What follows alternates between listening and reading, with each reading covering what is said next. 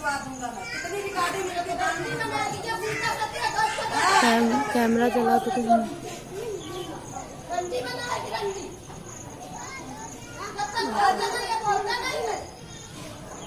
मोतिया ने बता दिया रिकॉर्डिंग मत चलवा, पुस्तक रखवा दे। हमका काम खाली करा दे तो दिन कह दे दिन तुरंत खाली कर दे। अरे खाली का नहीं खाएंगे तो गाली खाएंगे।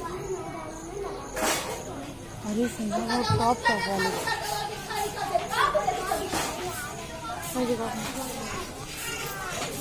हाँ देखो देखो बना लो।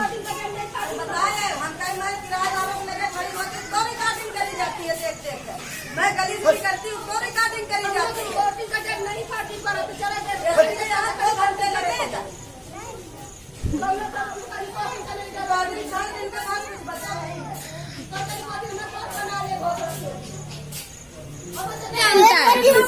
एक एक आदमी तुमको जानता है तो लिमिट में बोलो उतना अच्छा जानता है। तुम नोट गिनाते तुमको नहीं देते तुमको नहीं देते चाहते बोलने की तमीज नहीं है, पहले तमीज सीख के आओ, उसी को कमार जागृत होती है।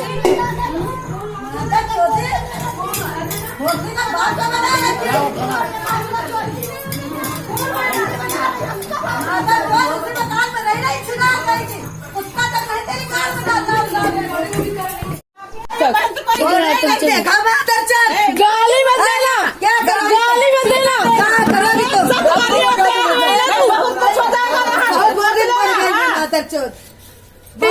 कितनी बड़ी है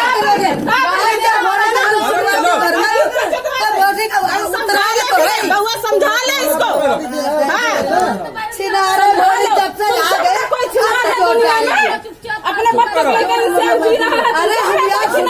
विनोद वो शारदा का आदमी लेके आया होली वाले। गाइस जैसा कि आपने अभी वीडियो में देखा तो ये औरत के घर के बाहर कैमरा लगा हुआ है और ये घर के अंदर से गालियां दे रही है। और इसका जब लड़का ने मतलब मेरी सिस्टर के ब्लेड मार के आया था तो हम लोगों ने एक बार इसकी माँ से बताई ये बात कि आपके बेटे ने ऐसा ऐसा काम किया है। तो आप वीडियो में देख सकते हैं इसने कैसे गंदे लफ्ज यूज किए हैं, ठीक है। और जो साथ में बोल रही है वो मेरी मम्मी है और कैसे उन्होंने उनको दीदी दीदी करके बात कर रही हैं और वो गंदी गंदी गालियां दे रही हैं। तो आप समझ सकते हो किस टाइप की औरत है। तो आप मैं पूरी बात मैंने आगे वीडियो में बताई है, तो आप मेरी वीडियो को लाइक और ज्यादा से ज्यादा गाइस शेयर जरूर करिएगा प्लीज। कि हमारे घर के खुद सामने है एक लेडीज है, तो एक गाइस क्रिमिनल औरत है, मतलब कि हर प्रकार का वो क्राइम करती है। तो उस लेकिन यार पुलिस है और जो भी पुलिस मतलब है सब उसका साथ देती है, क्योंकि यार इतने बड़े बड़े वो बंदी क्राइम करके बैठी है और आराम से जिंदगी अपनी जी रही है।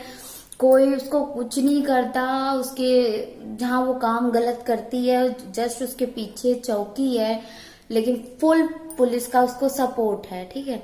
तो लेकिन खैर अभी तो हमारे चौकी इंचार्ज साहब जो है वो बहुत अच्छे हैं, वो थोड़ा बहुत काम गरीबों के लिए उन्होंने बहुत किया।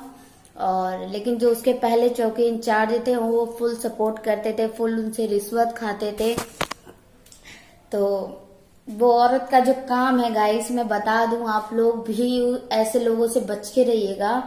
जो 4 व्हीलर गाड़ियां होती है, 2 व्हीलर गाड़ियां होती हैं, उनको उनके पास चाबियां होती हैं, जो चोरी वाली होती हैं गाड़ियां, उनको चोरी करके उनको रात ही रात कटवा देते हैं। मेरे घर के बगल में ही प्लाट है, वहां वो गाड़ियों को कटवा देते हैं रात ही रात उसका, और चेसिस नंबर वगैरह बदल के उस गाड़ी को यूज में लेके दूसरे को बेच देते हैं, ठीक है।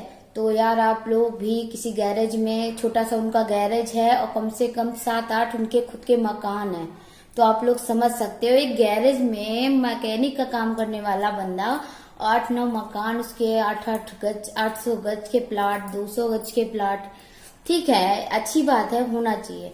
लेकिन उसका मोहल्ले में भी यार इतना मतलब उसने अपनी, उसकी एक लड़की थी, ठीक है, उसकी एक लड़की थी, उसने अपनी एक लड़की को बेच दिया। अब आप लोग समझ सकते हो तो वो किसकी होगी। अब उसके यहाँ जो किराएदार रहने आते हैं वो उसकी जैसे वो मजबूर हो गया या उसका लड़की का बाप नहीं है तो उस लड़की को वो बेच देती है। जैसे जो रिटायर होते हैं, बुढ़े होते हैं, उन्हें वो पैसे लेकर उन्हें बेच देती है। और माँ बाप ऐसे सेम हमारे यहाँ से उसके यहाँ से सेम यही विवाद हुआ था कि उसने मेरे पापा से मेरी शादी के लिए बोला था। तो मेरे पापा ने थोड़ा मोहल्ले में उसके बारे में सुना था, तो पापा बोले देख लेते हैं, हो सकता वो अच्छी हो। मतलब तब मेरी उम्र ज्यादा नहीं थी, 17-18 साल की थी तब मैं। आज तो खैर मैं 22 साल की हूँ। ना कर दिया। तब हम उसके यहाँ किराए पर रहते थे, हमें उसके बारे में इतना नॉलेज नहीं था।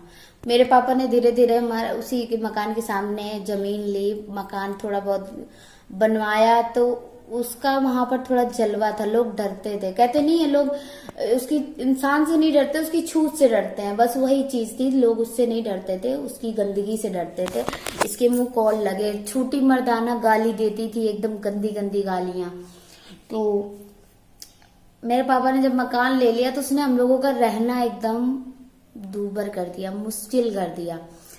तो फिर हम लोगों की फिर काफी विवाद हुए, मोहल्ले वालों से उसके विवाद हुए, किसी से उसका कोई अच्छा खड़ी मतलब माँ की गाली देना, बहन की गाली देना उसकी आदत है। मैं उसकी कभी आपको कोई वीडियो मैं अपने YouTube पे जरूर शेयर करूंगी गाइस। आप लोग उसको इतना वायरल करना कि उस औरत को जरूर सजा मिले, क्योंकि उसने ना जाने कितनी लड़कियों की जिंदगी बर्बाद की है, ना जाने कितनों की गाड़ियां बेची हैं, पता नहीं कहाँ का। अभी वो 2-4 केस में अंदर भी जा चुके हैं। तो गाइस मैं अभी और बातें भी आपको उसके बारे में बताऊंगी। मैं उसकी फोटो और मैं उसकी कुछ वीडियोस मैं आपको यूट्यूब में जरूर शेयर करूंगी। तो गाइस आप लोग उस वीडियो को मेरी वायरल करो जितना हो सके, क्योंकि गाइस मैं जैसे बता रही थी उस लेडीज के बारे में, तो मैं उसकी कुछ वीडियोस और कुछ मैं उसके जो अपराध उसने किए हैं मैं उसको, क्योंकि हमारे परिवार में केवल मेरी 2 बहनें हैं मुझे छोड़ के, और मेरे मम्मी है, मेरे पापा हैं। तो जैसे कोई हरिजन है उसकी तरफ से केस लगवा रही है मेरे माँ बाप के ऊपर, क्योंकि उसके पास चोरी का बहुत पैसा है, हम लोग गरीब हैं। तो हमारे ना कोई भाई है कोर्ट कचहरी करने वाला, मेरे पापा की परचून की दुकान है और वो दुकान में बैठते हैं। अगर वो कमाएंगे नहीं तो मेरे घर का खर्चा नहीं चलेगा। तो गाइस लेकिन वो जीने नहीं दे रही मेरे माँ बाप को, दिन रात वो टेंशन में है। तो आप लोग पुलिस चौकी, थाना, सीओ कोई मदद नहीं कर रहा है। सीओ तो भगा देता है, उसको 1-1 घंटा बैठालता है अपने पास में, लेकिन हम लोग जाते हैं, हम लोग सुबह से रात हो जाती है। मैं खुद गई हूँ, जबकि मैं अपने ससुराल में थी तो उसने मेरा भी नाम लिखा दिया था। तो मेरे हस्बैंड मुझे लेकर गए थे, हम लोग सुबह से शाम तक बैठे रहे। उसने अंदर नहीं, वो बंदी आई बैग में कुछ लेकर, बस उसको अंदर किया और उसके साथ मीटिंग कुछ भी किया, बात किया। मैं उनके बारे में कुछ नहीं बोलूंगी। उसके बाद वो चली गई। मतलब हम सुबह से इंतजार कर रहे हैं, हमारे लिए हम परेशान हैं, हमारी बात नहीं आपने सुनी और उसको बकायदे इज्जत से आप बैठा रहे हैं, तो ये गलत है। हमारे यहाँ के डीसीपी मैम है, खैर हमारी डीसीपी मैम बहुत अच्छी हैं।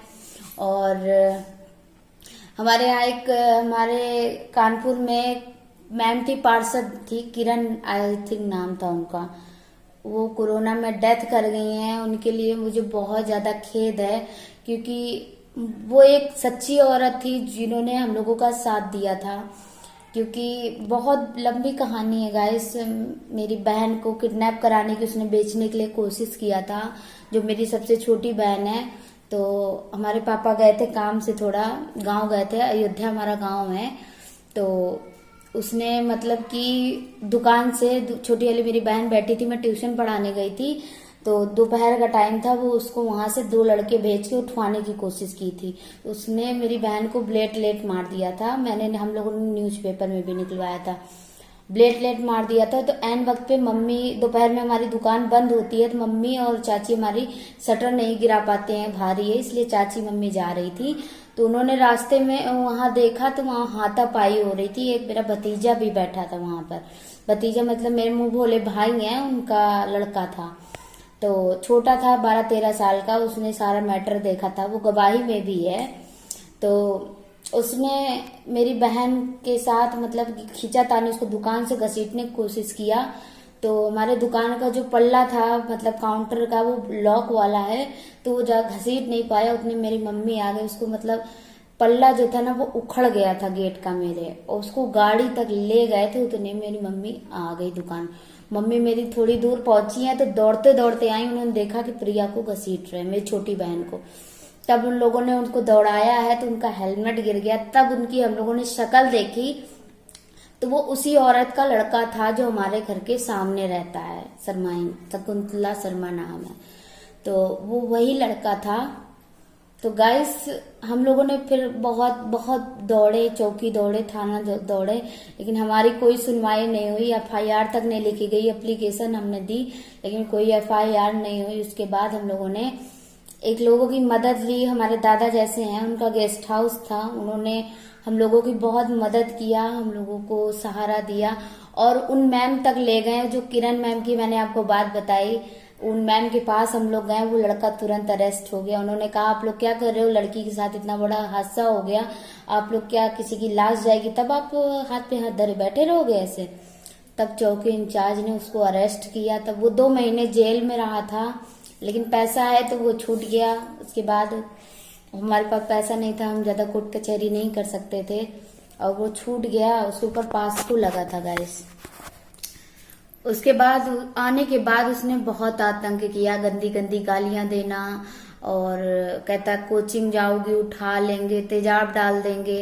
हम लोगों ने बहुत एप्लीकेशन दी लेकिन कोई सुनवाई नहीं। सीओ जांच करने आते हैं, बात कुछ और होती है, लिखते कुछ और है, बाद में मैटर कुछ और बना देते हैं। वो एक भी इतनी भी एप्लीकेशन देती है हम लोगों के खिलाफ तो उसकी FIR दर्ज हो जाती है। हम लोग 20 एप्लीकेशन देते हैं, पूरा मोहल्ला देता है उसके खिलाफ, लेकिन कोई FIR नहीं होती है। इसका क्या मतलब है कि यार आप गलत का साथ दे रहे हो, आप कितनी लड़कियों की जिंदगी बर्बाद कर रहे हो। मैं तो बोलूंगी, ठीक है, मैं नहीं डरती हूँ। अब पुलिस चौकी थाना करते करते ना मेरे अंदर का अब डर खत्म हो गया। मैं ऐसी लड़की थी ना गाइस कि मैं पुलिस को देख के मैं कांपती थी डर के मारे, लेकिन आज मेरा डर बिल्कुल निकल गया इन लोगों से। मैं भी पुलिस बनना चाहती थी, मैं फुल तैयारी मैं करती थी, दौड़ लगाती थी, मैं रनिंग करती थी, मैं 3-3 किलोमीटर मैं खुद दौड़ी हूँ एक बार में गाइस। मेरे अंदर इतना नशा था डिफेंस लाइन में जाने का, पुलिस में। लेकिन जब मैंने ऐसी पुलिस की करतूतें देखी ना कि ये इंसान जरा से पैसे के लिए अपने ईमान बेच रहा है, अपनी इज्जत बेच रहा है, तो मुझे ऐसे काम नहीं करना है, मुझे नहीं करना, पुलिस में नहीं जाना। कि इनकी वजह से एक जो ईमानदार आदमी, ईमानदार पुलिस वाला होता है ना, उसकी भी बेइज्जत होती है।